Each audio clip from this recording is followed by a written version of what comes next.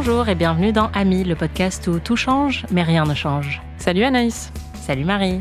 On est de retour pour une nouvelle saison d'Amis. On est très très heureux de vous retrouver. Si vous vous demandez pourquoi cet épisode est un petit peu plus court que d'habitude, on vous rassure, on ne va pas parler que 10 minutes. On aime toujours parler très très très longtemps. Mais il y a juste une petite chose qui change par rapport aux saisons précédentes, c'est ce petit épisode qui va juste vous permettre de vous préparer avant le gros épisode qui arrivera en fin de semaine. L'idée en fait, c'est de vous inviter à voir le film avec nous et que vous puissiez connaître le titre avant d'avoir l'épisode principal pour que vous ayez un peu le temps de le regarder si vous avez envie. À part ça, rien ne change. On va toujours vous parler de nos films préférés, de nos séries préférées et on va toujours se faire découvrir ou redécouvrir des œuvres qu'on ne connaissait peut-être pas ou qu'on a oubliées, pour le pire et pour le meilleur. Mais vous voulez sûrement savoir de quoi on va parler cette saison parce que assez de mode d'emploi et maintenant on passe aux choses sérieuses.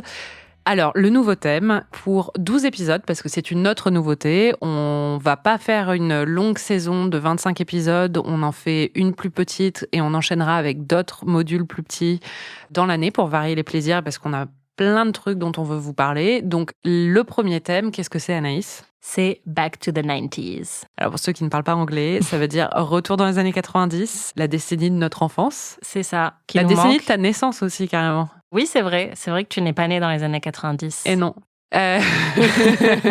N'insistons pas là-dessus. La vieille. L'idée, c'est qu'on s'est rendu compte qu'il y avait quand même pas mal de films que tu n'avais pas vus ou que je n'avais pas vus des années 90, des films assez cultes, c'est-à-dire que je n'ai jamais vu La Cité de la Peur ou Toy Story, j'avoue, c'est la honte, et que tu n'as jamais vu L'Arme Fatale, aucun de la série, ni par exemple 4 mariages en enterrement ou d'autres films de ce genre. J'ai l'impression que les miens, c'est plus la honte que les tiens quand même, mais bon, c'est pas grave.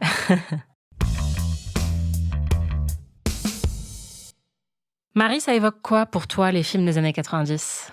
Je pense que ce que ça évoque en premier, pour moi, c'est un peu les films du dimanche soir sur TF1 à l'époque. Et aussi dans les années 2000, ils avaient ça, mais souvent, ils ressortaient des films des années 90. Donc pour moi, c'est un peu des blockbusters américains. C'est les Steven Spielberg. Je pense à Indiana Jones, à Jurassic Park. C'est des gros films grand public, très fun. C'est beaucoup aussi Piège de cristal, enfin tous les Die Hard ou des choses comme ça. L'Arme fatale, en fait, je me suis rendu compte que les deux premiers étaient dans les années 80, mais pour moi, je les associe beaucoup aux années 90 parce que je les ai regardés quand j'étais petite.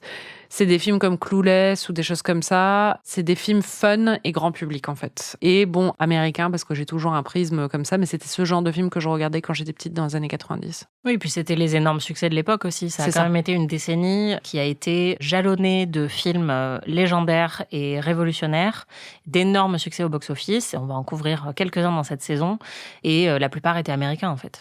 Toi, ça évoque quoi pour toi ? Bah, pour moi, c'est le réconfort, forcément. C'est vraiment un peu comme toi, je pense, les soirées canapé ou alors les premiers émois cinématographiques. Je pensais que t'allais aller ailleurs. Les premiers émois. Les premiers émois aussi, puisque effectivement, je suis née en 1990. Mais non, pour moi, c'est vraiment beaucoup de films qui font plus partie du subconscient que du conscient parce que je les ai vus tellement jeunes que je comprenais même pas ce que je regardais.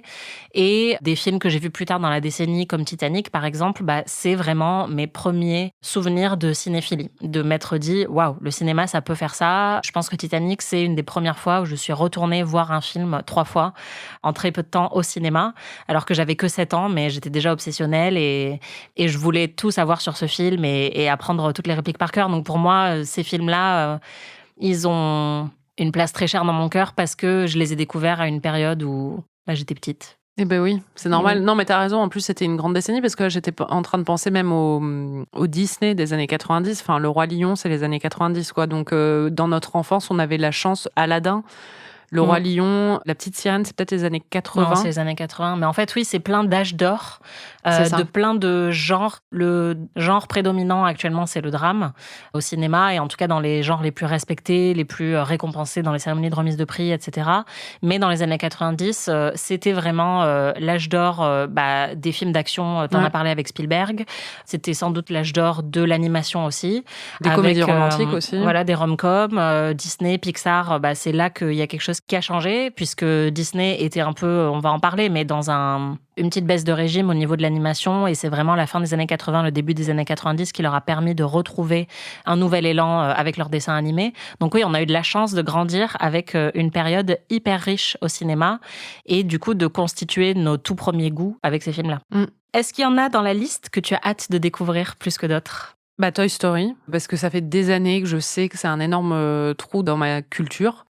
Je l'ai pas vu à l'époque et je l'ai jamais rattrapé depuis. Et c'est vrai que je me suis toujours dit que c'était dommage, mais en même temps, c'est un peu comme toi et Friends.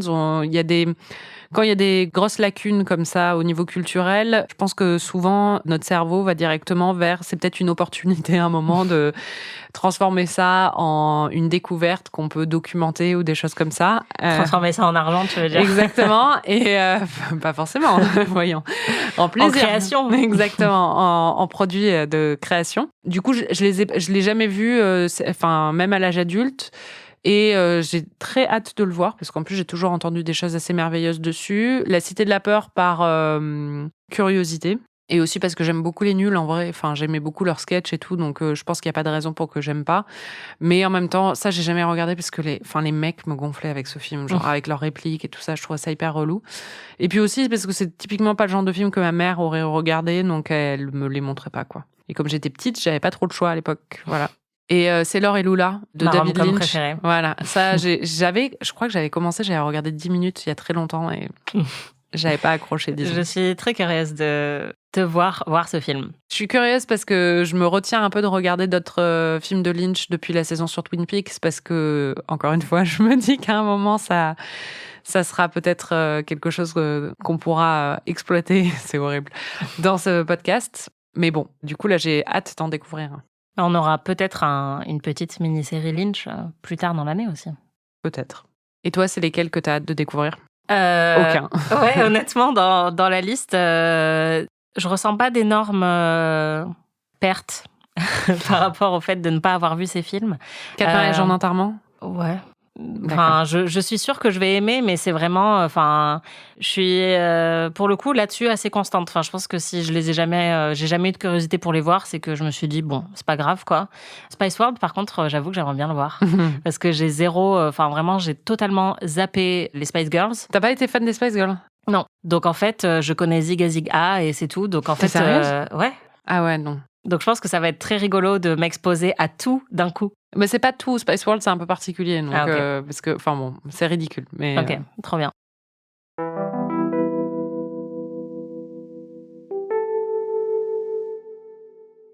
Pour commencer cette saison Back to the 90s, on part vers l'infini et au-delà. On s'attaque à Toy Story, le tout premier film Pixar, le premier long métrage entièrement réalisé en images de synthèse. Un film qui a bercé l'enfance de beaucoup d'entre nous, mais pas la tienne, Marie. Non. On s'est enregistré, comme d'habitude, sur mon canapé avant de regarder le film. On est là. On est posé. Nous sommes actuellement en direct de mon canapé et nous nous apprêtons à regarder un film qui a rythmé l'enfance de beaucoup de personnes de notre génération, de beaucoup de trentenaires et millennials. Un film qui s'appelle Toy Story, Histoire de jouer.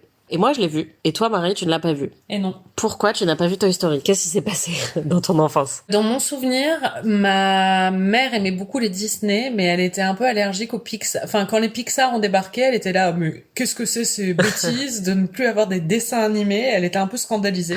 Je me souviens même de regarder les infos avec elle et il parlait de ça. Elle était, mais c'est n'importe quoi.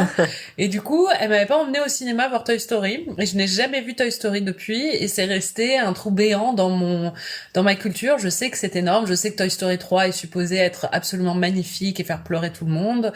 Je n'ai vu aucun Toy Story. J'ai vu plein d'autres Pixar depuis, parce que ma mère n'a pas eu une influence sur tous mes goûts filmographiques. Mais c'est vrai que ça, c'est resté un gros oubli. Et t'aimes bien Pixar ? Ouais, j'aime beaucoup, par exemple, alors, j'aime beaucoup Wall-E, j'aime beaucoup Le Monde de Nemo, j'aime beaucoup Là-haut, j'aime bien Inside Out, vice versa. Qu'est-ce que tu penses de quoi ça parle ? Alors, je sais un peu de quoi ça parle. Je crois que c'est les jouets d'un petit garçon. Et c'est sur leur vie à eux. Je crois que dans le 3, il devient ado et il leur dit adieu ou un truc comme ça. Et c'est pour ça que tout le monde a chialé.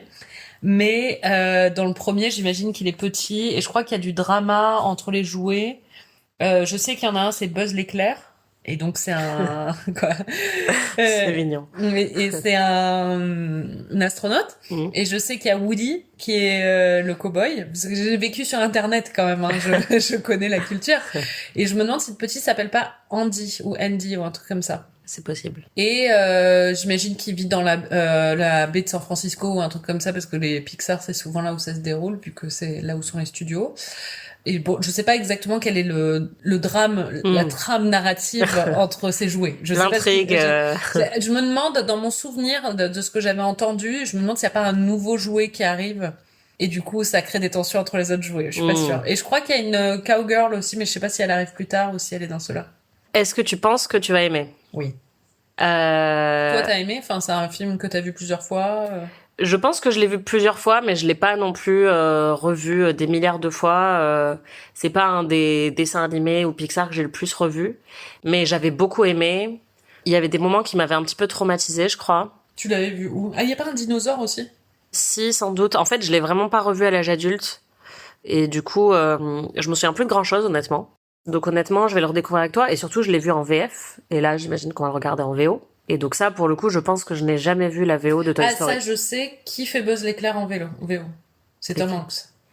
Ah oui, logique. Ou peut-être qui fait Woody. Je sais plus. On va regarder l'affiche pour que tu vois c'est quoi.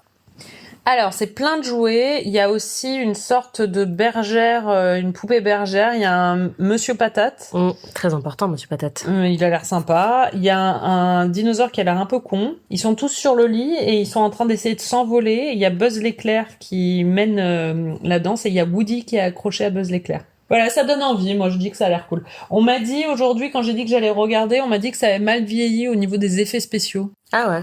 Et j'ai envie de te dire, ma mère avait peut-être pas tort. C'est peut-être ça le problème de Pixar. Parce que quand tu dessines, il n'y a pas de problème. Ouais, peut-être. Après, moi, dans mon souvenir, la trame narrative était bien. Oui, genre, il y avait en fait des séquences d'action qui étaient palpitantes. Ok. Et ça, avec des jouets animés, c'est quand même cool. Trop bien. Et ça dure 1h20, donc on apprécie parce qu'il est déjà 21h14. Voilà, on adore. Pour savoir ce que Marie a pensé de Toy Story, on se retrouve vendredi dans notre épisode qui débriefera tout ça.